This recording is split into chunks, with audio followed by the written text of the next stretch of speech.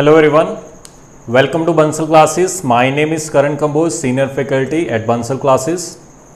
जैसे कि last lecture में हमने लॉगरिथम ख़त्म कर लिया था, तो जो आज का हमारा नया चैप्टर है उसको स्टार्ट करते हैं. उसका नाम है trigonometry phase 1. Basically trigonometry IIT JEE का one of the most important topic है. अगर किसी स्टूडेंट का ये टॉपिक वीक रहा तो उसको आने वाले टाइम में बेसिकली जो हमारा 12th का इनिशियल फेस होगा उसमें हम कैलकुलस स्टार्ट करेंगे. उसका ये बेसिकली एक फाउंडेशन माना जाता है आपका ट्रिग्नोमेट्री. अगर आपका ये चैप्टर वीक रहा तो आपको आने वाले टाइम में काफ़ी प्रॉब्लम आएगी. तो इस चैप्टर में आपको किसी भी तरह की कोई भी लापरवाही नहीं करनी है. जैसे जैसे मैं बताता जाऊंगा इसमें काफ़ी ज़्यादा फॉर्मूलास आएंगे, तो आपको हर एक फॉर्मूला को याद होना चाहिए, किस फॉर्म में कैसे कैसे आपको उसको यूज़ करना है. हर एक फॉर्मूला को याद करने की मैं ट्रिक आपको बताऊंगा. इतना मैं गारंटी लेता हूं कि हर एक फॉर्मूला आपको रट जाएगा लास्ट में जैसे चैप्टर अपना कंप्लीट होगा. लेकिन आपको सिंसियरली साथ के साथ जो भी आपको होमवर्क दिया जाएगा, जो भी आपको फॉर्मूले याद करने के लिए दिया जाएंगे, वो आपको फॉर्मूलास याद रखने पड़ेंगे. तो इसमें आपको काफ़ी बच्चों को प्रॉब्लम आएगी फॉर्मूलास याद रखने में. तो आपको करना क्या है, जहाँ पे आप बैठ के पढ़ते हो वहाँ पे आपको सामने एक चार्ट लगाना है. थर्मोकोल लगा लो पहले, उसके ऊपर एक चार्ट लगा दो. चार्ट को ऊपर जो मैं फॉर्मूला क्लास में लिखवाता जाऊँ, जो फॉर्मूला मैं क्लास में लिखवाता जाऊँ, तो आपको एक एक करके उस चार्ट पे लिखते जाना है. ऑटोमेटिकली डेली जितना जब भी आप पढ़ते हो वहाँ पे तो अपना रिविजन करते रहो. तो एट दी एंड आपको सारे के सारे फॉर्मूले टिप्स पे रट जाएंगे. क्योंकि ये फॉर्मूले हो सकता है डायरेक्टली इसका क्वेश्चन ना पूछा जाए, लेकिन जब हम कैलकुलस करेंगे, डिफरेंशिएशन करेंगे, इंटीग्रेशन करेंगे, उसमें हर जगह पे ट्रिग्नोमेट्री का यूज आएगा ही आएगा. अब ट्रिग्नोमेट्री बेसिकली 4 पार्ट्स में डिवाइडेड है. ट्रिग्नोमेट्री फेज 1 उसमें हम कंपाउंड एंगल टॉपिक पढ़ेंगे. ट्रिग्नोमेट्रिक फेज 2 उसमें ट्रिग्नोमेट्रिक इक्वेशंस आएगा. ट्रिग्नोमेट्रिक फेज 3 उसमें सॉल्यूशन ऑफ ट्रायंगल्स आएगा. और ट्रिग्नोमेट्रिक फेज 4 उसमें इनवर्स ट्रिग्नोमेट्रिक फंक्शन आएगा. तो आज जो हम टॉपिक स्टार्ट कर रहे हैं वो है ट्रिग्नोमेट्रिक फेज 1, और इसमें हम पढ़ेंगे कंपाउंड एंगल. थोड़ा सा बेसिक जो आज का लेक्चर होगा उसमें काफी हद तक आपको आता होगा. चैप्टर का जो नाम है वो है कंपाउंड एंगल.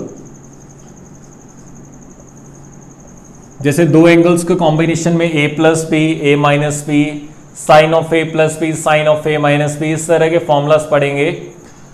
तो चैप्टर स्टार्ट करने से पहले मैं थोड़ा सा ट्रिग्नोमेट्री के बारे में बता दूं. बेसिकली ट्रिग्नोमेट्री आपका 3 वर्ड से बना हुआ है. ट्राई प्लस गोन प्लस मेट्री. ट्राई का मतलब होता है, आप जानते हो अच्छे से, 3. गोन का मतलब है साइड्स, और मेट्री का मतलब क्या है, मेजरमेंट. तो इसमें बेसिकली है क्या, 3 साइड से बनने वाली क्लोज फिगर का मेजरमेंट है. उससे जो आउटपुट्स आएंगे उसके रिगार्डिंग जो फॉर्मूलास आएंगे हम उसको अच्छे से पढ़ेंगे. तो कोई एक ट्रायंगल मान लेते हैं. सबसे पहले बेसिक जो आपने अब तक पढ़ चुके हो, जैसे एक ट्रायंगल है ABC, ये आपका 90 डिग्री है, इसको मैंने थीटा मान लिया. तो आप जानते हो थीटा के सामने वाला आपका परपेंडिकुलर होगा. 90 और थीटा के बीच में बेस आएगा, और ये क्या हो जाएगा, हाइपोटेन्यूज हो जाएगा. 90 के सामने हाइपोटेन्यूज, एंगल के सामने जिसके रिस्पेक्ट में मैं देख रहा हूं वो क्या होगा, परपेंडिकुलर, और 90 और थीटा के बीच में क्या आ जाएगा, बेस. अब आप ट्रिग्नोमेट्रिक जो फंक्शंस हैं उसके बारे में पता होगा. साइन थीटा क्या होता है, perpendicular upon hypotenuse. Cos theta क्या होगा, बेस अपॉन हाइपोटेन्यूज. फिर आएगा टेन थीटा. टेन थीटा क्या होगा, परपेंडिकुलर, क्योंकि साइन अपॉन कॉस क्या होता है, साइन अपॉन कॉस टेन आएगा. देखो ये दोनों ओरिजिनल फंक्शंस हैं, ये इससे डिराइव्ड है, इन दोनों की हेल्प से ये बनेगा. ठीक है, तो पहले साइन क्या होता है, परपेंडिकुलर अपॉन हाइपोटेन्यूज. कॉस क्या होगा, बेस. इन दोनों को डिवाइड करूंगा, ये कटेगा, तो साइन अपॉन कॉस क्या होता है, 10. फिर हम लिखते हैं cot theta. Cot theta basically इसका रेसिप्रोकल है, तो वो क्या हो जाएगा, बेस अपॉन परपेंडिकुलर. सीकेंड का जो रेसिप्रोकल आता है, सॉरी कॉस का रेसिप्रोकल आएगा सीकेंड, ये क्या होगा, हाइपोटेन्यूज अपॉन बेस. और आखिरी क्या होगा, कॉस सीकेंड थीटा, ये क्या होगा, हाइपोटेन्यूज अपॉन परपेंडिकुलर. तो ये दोनों एक दूसरे के रेसिप्रोकल हैं, ये दोनों एक दूसरे के रेसिप्रोकल हैं, ये दोनों एक दूसरे के रेसिप्रोकल हैं. तो इतना आपको बेसिकली आइडिया है कि किसी भी ट्रायंगल के बारे में sine, cos, tan, cot, secant, cosecant कैसे लिखते हैं। नेक्स्ट बेसिकली है क्या, किसी भी कोई भी एक आपके पास जनरल ट्रायंगल गिवन है ए बी सी, उसके टोटल 6 एलिमेंट्स होंगे। उसमें टोटल कितने एलिमेंट्स होंगे? 6 एलिमेंट्स होंगे, जिसमें 3 तो हमारे पास साइड्स हैं और 3 क्या हैं? एंगल्स हैं। आगे हम एक चैप्टर आएगा सॉल्यूशन ऑफ ट्रायंगल, उसमें हम पढ़ेंगे अच्छे से कि जो एंगल ए के सामने साइड है उसको स्मॉल ए लिखा जाता है, बी के सामने स्मॉल बी, सी के सामने स्मॉल सी। ये मेरा एंगल ए हुआ, ये मेरा एंगल बी हुआ, ये मेरा एंगल सी हुआ। तो एक ट्रायंगल के 6 एलिमेंट्स हैं जिसमें 3 साइड्स हैं, 3 एंगल्स हैं। किसी भी एंगल को अगर आप चाहते हो कि फिक्स करना चाहते हो कि उसके बाद वो चेंज ना हो, तो उसमें एटलीस्ट आपको 3 एलिमेंट्स चाहिए। उसमें आपको एटलीस्ट 3 एलिमेंट्स चाहिए जिसमें एक साइड कंपलसरी है। यानी कि अगर आपको 2 एंगल और एक साइड पता है तो वो ट्रायंगल अपने आप फिक्स हो जाएगा। क्यों? आप पूछो कि सर अगर मेरे को तीनों एंगल पता हूं तब क्या प्रॉब्लम है कि ये ए, ये बी, ये सी, ये भी 60 डिग्री है, ये भी 60 डिग्री है, ये भी 60 डिग्री हो गया, क्योंकि ट्रायंगल के इंटरनल एंगल का सम कितना आएगा? 180। आप बोलोगे सर ये ट्रायंगल फिक्स नहीं हुआ। नहीं हुआ, क्योंकि इस तरह के मेरे पास इनफाइनाइट ट्रायंगल्स बन जाएंगे। अगर मैं ये छोटा सा ट्रायंगल भी बना दूं, इसको डी ई एफ मान लिया, इसके एंगल भी 60 डिग्री हो सकते हैं। पढ़ा होगा आपने similar triangle, similar triangle properties आती हैं ट्रायंगल में, अप टू 10th आपने पढ़ लिया होगा सब कुछ। तो ये दोनों ट्रायंगल क्या है? Similar triangle. ऐसे इनफाइनाइट ट्रायंगल्स बन जाएंगे। तो किसी भी ट्रायंगल को फिक्स करने के लिए कि उसके बाद वो चेंज ना हो, एक ही वैसा ट्रायंगल हो, उसके लिए आपको कम से कम एक साइड पता होनी चाहिए। और कितने एलिमेंट्स पता होने चाहिए? एटलीस्ट 3 एलिमेंट्स पता होने चाहिए। किसी भी ट्रायंगल में कितने एलिमेंट्स होंगे? 6 एलिमेंट्स आएंगे, 6 एलिमेंट्स आएंगे, जिसमें 3 साइड्स होंगी, 3 एंगल होंगे। एक ट्रायंगल को फिक्स करने के लिए आपको 3 एलिमेंट्स पता होने चाहिए, जिसमें 2 साइड, सॉरी एक साइड कंपलसरी है, कम से कम एक साइड आपको पता होनी चाहिए। उससे ज्यादा पता है मुझे कोई इश्यू नहीं, लेकिन कम से कम आपको एक साइड पता होनी चाहिए। तो इसको लिखो, फिर हम आगे बढ़ते हैं।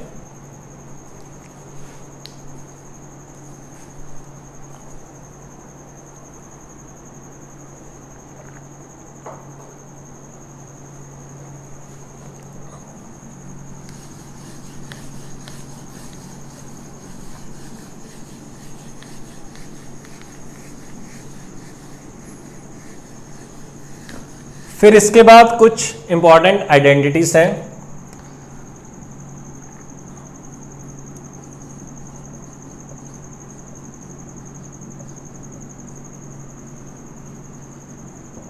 जो कि आपको सभी को ऑलमोस्ट पता ही होंगी।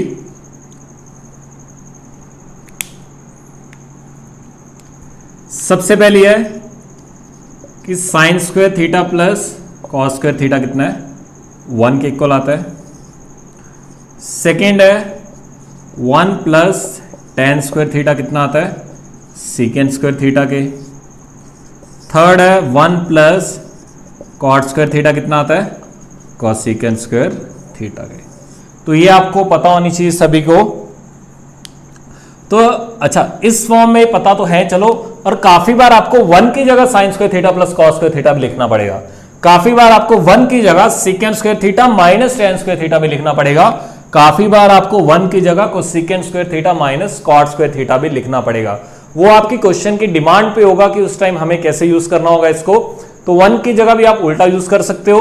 उसी तरह आप साइन स्क्वायर थीटा की जगह 1 माइनस कॉस स्क्वायर थीटा भी यूज कर सकते हो।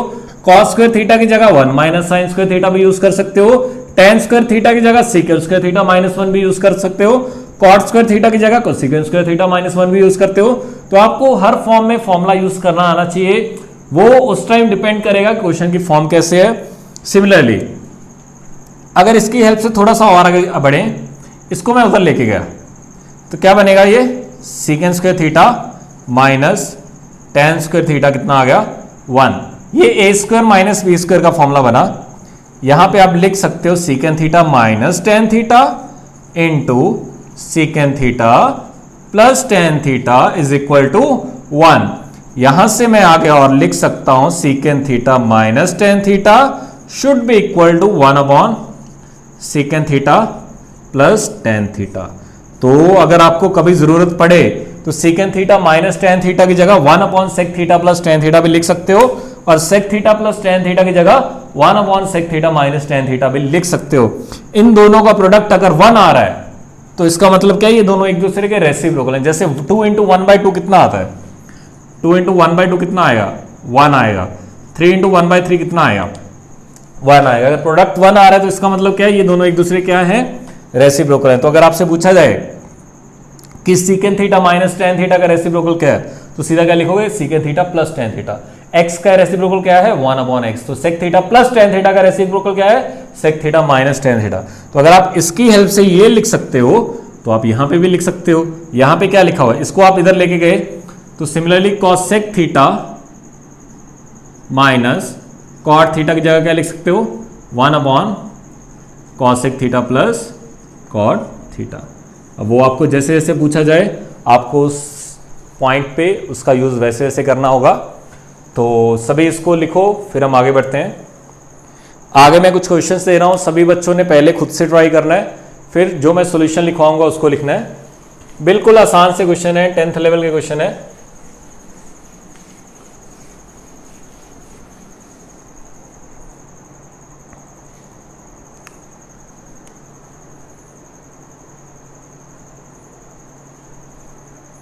सबसे पहले है secant square A minus 1 into cot square ए, इसकी वैल्यू आपको निकालनी है।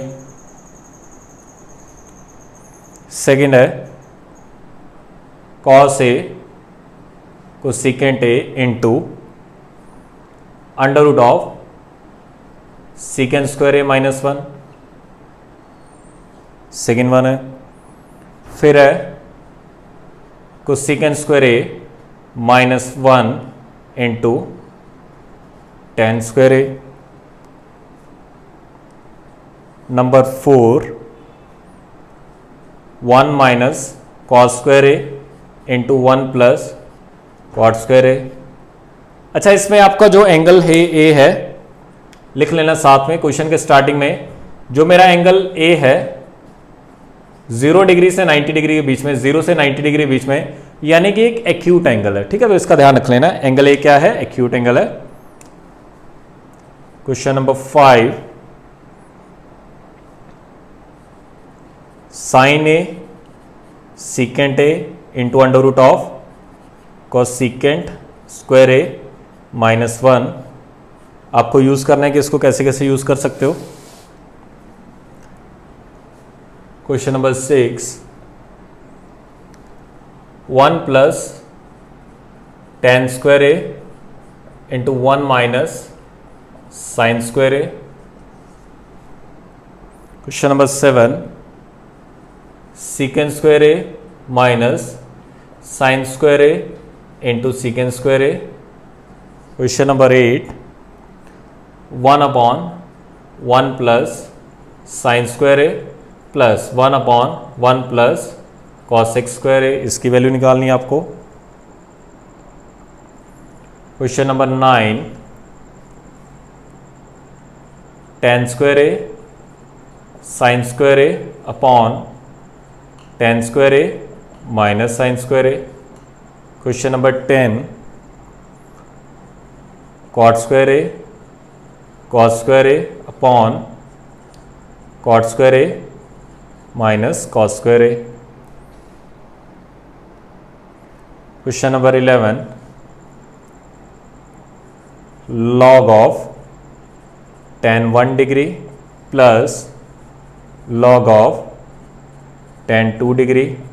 चलते गए आखिर में log of tan of 89 degree. इसकी आपको वैल्यू निकालनी है। देखो क्वेश्चन नंबर 10 तक बेसिकली आपको ये प्रूव करना है कि इन सब की वैल्यू 1 के इक्वल आनी चाहिए। इन सब की वैल्यू 1 के इक्वल आनी चाहिए। कहाँ तक? क्वेश्चन नंबर 10 तक। इसकी आपको वैल्यू फाइंड करनी है कि इसकी वैल्यू कितनी आएगी। सिंप्लीफाई करने के बाद इसका आंसर कितना आएगा? इन सब का आंसर 1 आने वाला है, इन सब का आंसर 1 आने वाला है। बस आपको प्रूव कर देना कि इसका आंसर 1 के इक्वल आएगा। तो सभी स्टार्ट करो, वीडियो को पॉज करो, यहां से सभी इसको सॉल्व करना स्टार्ट करो, फिर हम देखते हैं एक एक करके सभी का आंसर।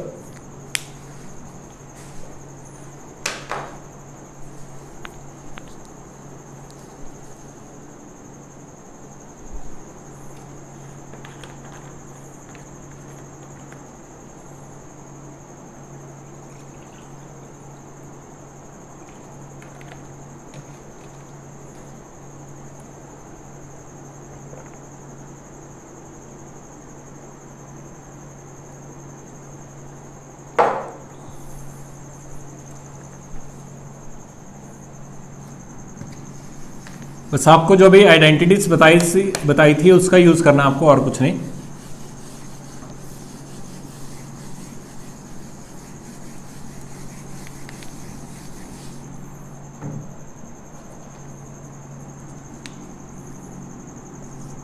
क्वेश्चन नंबर 1 है secant square A minus 1 into cot square ए। इसकी वैल्यू 1 के इक्वल प्रूव करनी है। तो सीकेंड स्क्वायर ए माइनस 1 ये होता है टेन स्क्वायर ए के इक्वल। अभी हमने आइडेंटिटी पढ़ी थी कि 1 प्लस टेन स्क्वायर ए कितना होता है? सीकेंड स्क्वायर ए। तो सीकेंड स्क्वायर ए कितना हो गया? सॉरी, टेन स्क्वायर ए कितना हो गया? सीकेंड स्क्वायर ए माइनस 1। अच्छा, ये लिखा हुआ है कॉट स्क्वायर ए। टेन और कॉट एक दूसरे के रेसिप्रोकल होते हैं, और नंबर को किसी रेसिप्रोकल से मल्टीप्लाई करोगे आंसर कितना आएगा? 1 के इक्वल। सेकेंड देखते हैं, ये लिखा हुआ है cos A cosecant A under root of secant square A minus 1। अब यहाँ पे थोड़ा सा ध्यान से देखना, एक चीज़ काफ़ी इंपॉर्टेंट है। ये तो हुआ कॉस ए को सीकेंट ए होता है 1 अपॉन साइन ए। अच्छा, सीकेंड स्क्वायर ए माइनस 1 होता है टेन स्क्वायर ए, और उसका लेना आपको अंडर रूट। अब एक चीज़ याद रखना कि under root of x square x नहीं होता, ये मॉड एक्स होता है। Under root of x square क्या होता है? मॉड एक्स के इक्वल होता है। रीजन क्या है कि अगर आपके पास ये पूछा जाए कि अंडर रूट ऑफ -2 का स्क्वायर क्या आएगा, इसका आंसर -2 नहीं आएगा, इसका आंसर मॉड ऑफ -2 आएगा। मॉड का मैं आंसर बता चुका हूँ, मतलब बता चुका। मॉड का आंसर हमेशा क्या आता है? पॉजिटिव नंबर आएगा, जो भी आएगा। तो आपको यहाँ पे ध्यान रखना है कि under root of x square कितना आता है? Mod x. अगर एक्स पॉजिटिव है तो ये वैसे का वैसे खुलेगा, अगर एक्स नेगेटिव है तो जैसे इसमें एक्स क्या है? -2, तो ये क्या है? नेगेटिव। तो अपनी तरफ से माइनस लगाया, माइनस माइनस क्या बना दिया? प्लस। अगर ये सिर्फ 2 रहता तो आंसर वही का वही आता। तो यहाँ पे आपको जो आंसर लिखना वो आएगा कॉस ए अपॉन साइन ए। इसका आंसर आएगा मॉड ऑफ टेन ए। अब डिपेंड करता है कि टेन ए पॉजिटिव है या नेगेटिव। अगर पॉजिटिव है तो टेन ए का टेन ए ही आएगा, और अगर नेगेटिव है तो माइनस बाहर से लगेगा तो वो आएगा -10 ए। लेकिन उसने स्पेशली बोल रखा है एंगल ए क्या है? 0 से 90 के बीच में। 0 से 90 के बीच में आपको पता होना चाहिए सारे ट्रिग्नोमेट्रिक फंक्शंस क्या होते हैं? पॉजिटिव होते हैं। तो टेन भी क्या रहा होगा? पॉजिटिव रहा होगा। तो टेन कैसे खुलेगा? वैसे का वैसे खुलेगा। तो ये लिखा हुआ है कॉस ए अपॉन साइन ए इंटू टेन ए क्या खुलेगा? टेन ए के इक्वल। तो ये बनेगा कॉस ए अपॉन साइन ए, और ये क्या है? Sign A upon cos A. तो ये शांत हुआ, ये शांत हुआ, आंसर कितना आ गया? 1 के इक्वल। तो उसमें आपको ध्यान रखना है, अगर यहाँ पे एंगल होता 90 से ज़्यादा और 180 से कम, अगर ये रहता 90 से 180 तो टेन ए क्या खुलता? नेगेटिव। क्योंकि सेकंड क्वाड्रेंट में, अभी हम आगे पढ़ेंगे आने वाले टाइम में, सेकंड क्वाड्रेंट में टेन क्या होता है? नेगेटिव होता है। तो आपको इसमें ध्यान रखना है कि कौन से पॉजिटिव रहेंगे, कौन से नेगेटिव रहेंगे। तो ये था हमारा क्वेश्चन नंबर 2।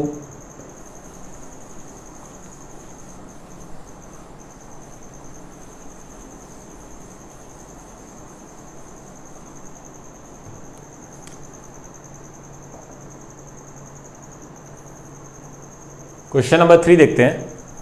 थर्ड में लिखा हुआ है cosecant square A -1 into tan square ए। बिल्कुल आसान सा है। कोसेकेंड स्क्वायर ए -1 होता है कॉट स्क्वायर ए। अभी जो आपने आइडेंटिटी पढ़ी थी उसमें जाके देखना।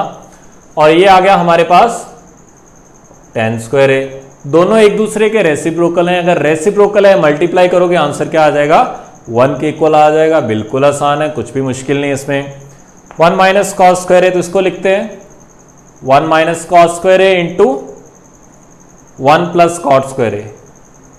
1 प्लस कॉट स्क्वायर है। आपको आइडेंटिटी याद होनी चाहिए, 1 माइनस कॉस स्क्वायर ए इक्वल होता है साइन स्क्वायर ए के, क्योंकि sign square A plus cos square ए कितना होता है 1 के इक्वल। तो कॉस स्क्वायर ए को उस तरफ लेके जाओगे, कॉस स्क्वायर ए को उस तरफ लेके जाओगे तो 1 माइनस साइन स्क्वायर ए कितना आ जाएगा, sorry 1 minus cos square A sine square, 1 plus cot square A, 1 plus cot square A ये आएगा कोसेकेंट स्क्वायर ए। कोसेकेंट और साइन एक दूसरे के रेसिप्रोकल, किसी नंबर को उसके रेसिप्रोकल से मल्टीप्लाई करोगे, आंसर कितना आ जाएगा 1 के इक्वल। बिल्कुल आसान। आगे देखते हैं, साइन ए, ये कुछ मिलता जुलता क्वेश्चन है, इससे मिलता जुलता क्वेश्चन है, तो ये आप खुद से ट्राई करना, इसका आंसर आ जाएगा 1 plus ten square A into, देखो क्वेश्चन नंबर 4 क्वेश्चन नंबर 6 दोनों सेम है, क्वेश्चन नंबर 4 क्वेश्चन नंबर 6 दोनों मिलते जुलते हैं, सिमिलर क्वेश्चन है।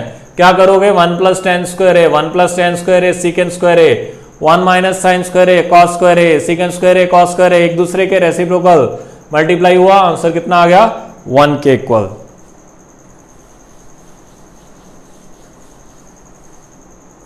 ये था क्वेश्चन नंबर 6। क्वेश्चन नंबर 7 देखते हैं। 7 में लिखा हुआ है secant square A minus sine square A into secant square ए, दोनों में से कॉमन निकाला सीकेंट स्क्वायर ए, दोनों में से कॉमन निकाला सीकेंट स्क्वायर ए, अंदर बचा 1 minus sine square A, secant square A 1 minus sine square ए, याद करो 1 minus sine square A, 1 minus sine square आएगा कॉस स्क्वायर ए, अच्छे से जानते हो सीकेंट और कॉस एक दूसरे के रेसिप्रोकल, नंबर को रेसिप्रोकल से मल्टीप्लाई किया, आंसर कितना आएगा 1 के इक्वल। क्वेश्चन नंबर 8, ये लिखा हुआ है 1 upon 1 plus sine square A plus 1 upon 1 plus cosecant square A. इसको एक काम करो, इसको साइन में ले जाओ, जैसे साइन में ले जाओगे आंसर आ जाएगा, खुद से ट्राई करो जल्दी, इसको साइन में ले जाओ। तो ये आप लिखोगे 1 upon 1 plus sine square A plus 1 upon 1 plus cosecant square A क्या होता है 1 upon sine square A, LCM लिया, ये बना 1 upon 1 plus sine square A plus यहां पे आएगा साइन स्क्वायर ए, फिर बनेगा प्लस 1, ये जंप करके ऊपर गया, क्या बनेगा साइन स्क्वायर ए, नीचे दोनों का एलसीएम क्या है 1 प्लस साइन स्क्वायर ए, तो ऊपर भी क्या आ गया 1 प्लस साइन स्क्वायर ए, दोनों आइटम सेम, आंसर कितना आया 1 के इक्वल। बिल्कुल आसान आसान क्वेश्चन चल रहे हैं अभी स्टार्टिंग में, धीरे धीरे लेवल इंक्रीज करेंगे, आपको साथ साथ पढ़ते जाना है। जब भी आप लेक्चर स्टार्ट करते हो तो एक बार जरूर उसके नोट्स रिवाइज किया करो, काफी चीजें आपको कभी भी कोई भी डाउट पेंडिंग नहीं रहेगा। फिर बोल रहा हूं क्या करना है, जब भी आप लेक्चर वीडियो लेक्चर स्टार्ट करोगे या भी कभी भी आप आने वाले टाइम में क्लास में ऑफलाइन क्लासेस स्टार्ट होंगी, क्लास में आते हो हमेशा जो आपका लास्ट लेक्चर उसको रिवाइज करते रहना, कभी भी आपको जो नेक्स्ट लेक्चर होगा उसमें कहीं पे भी कोई भी आपको प्रॉब्लम नहीं आएगी। अच्छा, क्वेश्चन नंबर ये था क्वेश्चन नंबर 8। क्वेश्चन नंबर 9 देखते हैं। 9 में क्या लिखा हुआ है, ten square A into sine square A upon ten square A minus sine square ए। ठीक है, इसमें सोचते हैं क्या कर सकते हैं। अगर कुछ आइडिया नहीं लग रहा तो टेन को साइन कॉस में ले जाओ, तो इसको आप लिख सकते हो sign square A upon cos square A into sine square A upon, इसको लिखा sign square A upon cos square A minus sine square ए। देखो क्वेश्चन नंबर 9 में सॉल्व कराऊंगा, 10 आपको खुद को सॉल्व करना है, सेम क्वेश्चन है वो भी।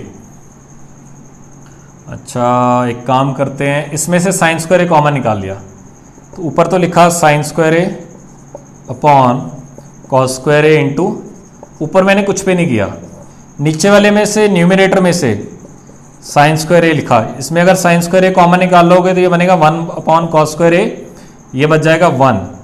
अच्छा, एक साइन स्क्वायर ए काट दो तो ऊपर बच गया sign square A upon cos square A, ये sign square A upon cos square A, इसको एलसीएम ले लिया तो ये बनेगा 1 minus cos square A upon cos square A, ये भी शांत हुआ, ऊपर बना साइन स्क्वायर ए।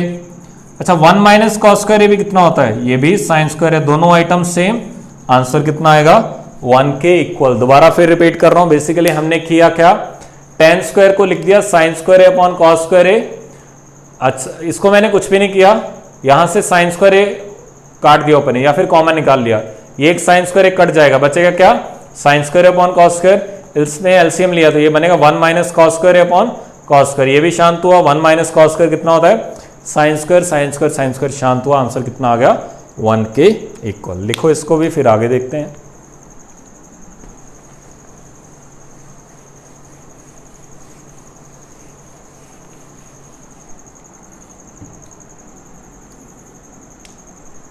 क्वेश्चन 10 आप खुद से करना, क्या करोगे, इसको लिखोगे cos square upon sine square, same concept जाएगा, आंसर आपका इसका भी 1 आ जाएगा।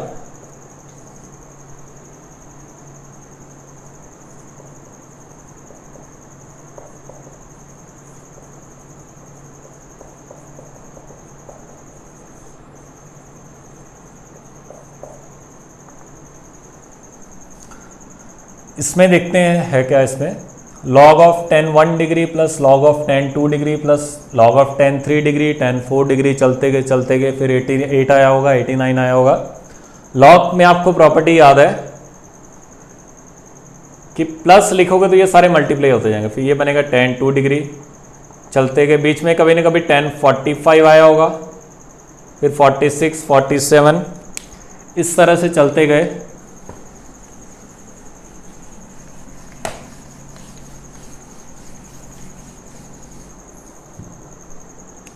यहाँ पे कभी ना कभी tan ऑफ 88 डिग्री आया होगा और आखिर में tan of 89 degree.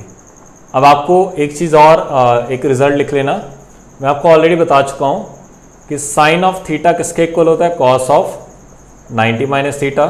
Sign and cos of complementary angles are equal, यानी कि इन दोनों का सम अगर 90 डिग्री आ रहा है और साइन और कॉस दोनों क्या रहेंगे, सेम, यानी कि साइन 30 कॉस 60 के इक्वल होगा, साइन 45 कॉस 45 के, साइन 55 कॉस 35 के इक्वल होगा। तो इस तरह से अगर साइन और कॉस लिखे हैं और दोनों के एंगल्स का सम 90 डिग्री आ रहा है, दोनों क्या माने जाएंगे, सेम। सिमिलरली कॉस थीटा किसके इक्वल होगा, साइन ऑफ 90 माइनस थीटा, इन दोनों का सम थीटा थीटा कटेगा 90 आ जाएगा। tan of theta cot of 90 minus theta, cot of theta tan of 90 minus theta, secant of theta cosecant of 90 minus theta और cosecant of theta secant of 90 minus theta, ये सारे equal आएंगे।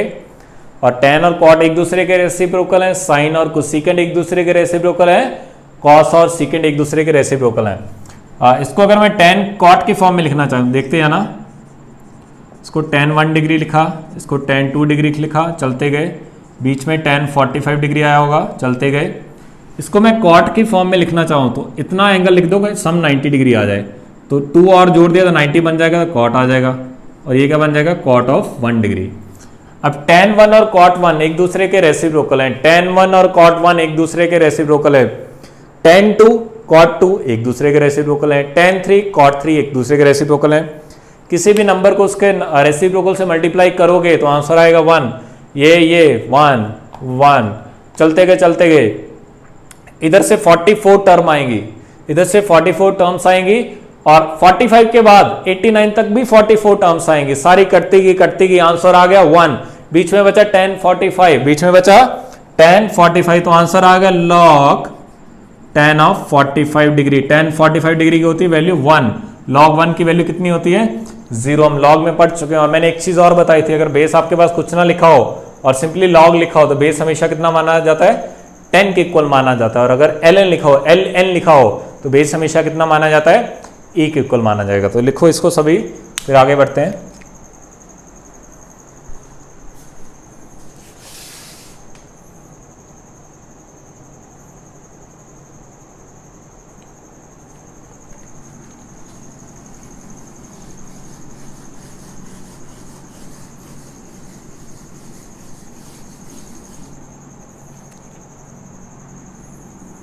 Next जो questions हैं वो आपके homework है, आपको होमवर्क करना है, नेक्स्ट क्लास में डिस्कस करेंगे। पहला क्वेश्चन है, to prove that secant theta plus cosecant theta into sine theta plus cos theta, ये इक्वल आना चाहिए आपका sec theta cosec theta plus 2k, ये इसके इक्वल आना चाहिए। सेकेंड क्वेश्चन है secant square theta plus tan square theta into cosecant square theta plus cot square theta, ये इक्वल आपको प्रूव करना है 1 plus 2 sec square theta cosec square theta. Question number 3 देख लेते हैं।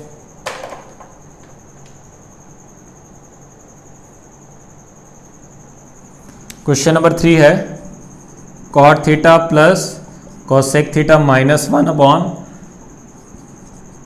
Cot theta minus cosec theta plus 1 should be equal to cot theta plus cosec theta, ये आपको इसके इक्वल प्रूव करना है। नेक्स्ट क्वेश्चन अगर कुछ हुआ तो देख लेते हैं और भी।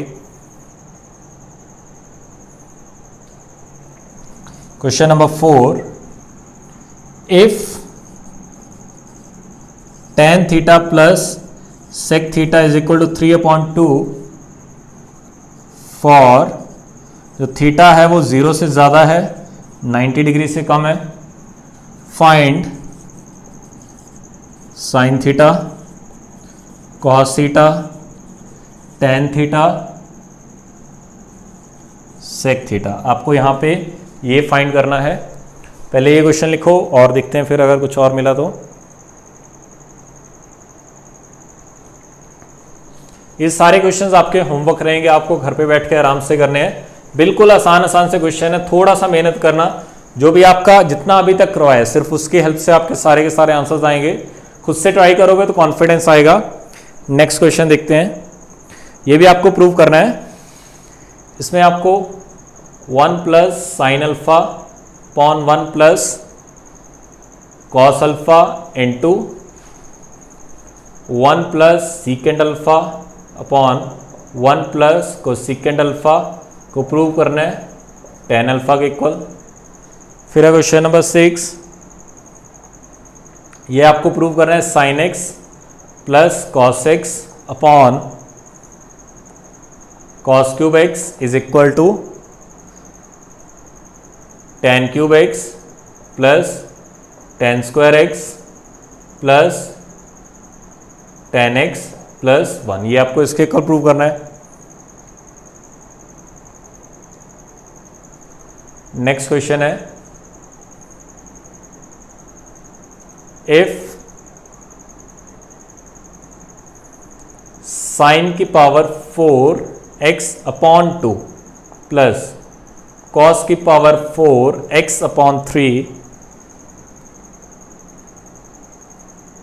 इज इक्वल टू 1/5, तो आपको 4 ऑप्शन गिवन है, इनमें से कौन सा ऑप्शन सही होगा ये बताना है।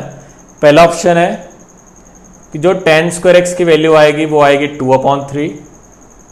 सेकेंड ऑप्शन है साइन की power 8x upon 8 plus cos की पावर 8x अपॉन 27, इसकी जो वैल्यू आएगी 1/125 आएगी, बी ऑप्शन है। एक से ज़्यादा ऑप्शन भी सही हो सकते हैं। फिर बोल रहा है कि tan स्क्वायर एक्स की जो वैल्यू आएगी वो आएगी 1/3। फिर है साइन की power 8x upon 8 plus cos की power 8x upon 27 is equal to 2/125। तो ये सारे के सारे क्वेश्चन 7 क्वेश्चंस हैं। ये सारे आपको घर पे बैठ के आराम से ट्राई करने हैं। अभी बैठ के लेक्चर के बाद ये अभी से ट्राई कर लेना ताकि आपका फ्लो में सारे क्वेश्चंस हो जाएं। जैसे ये क्वेश्चन स्टार्ट करोगे सबसे पहले आप एक बार रिवाइज कर लेना जितने भी फॉर्मूलाज मैंने करवाए हैं। बाकी आपको जैसे ये लेक्चर खत्म होगा एक आपको शीट मिलेगी, उसको एक बार ऊपर से देख लेना।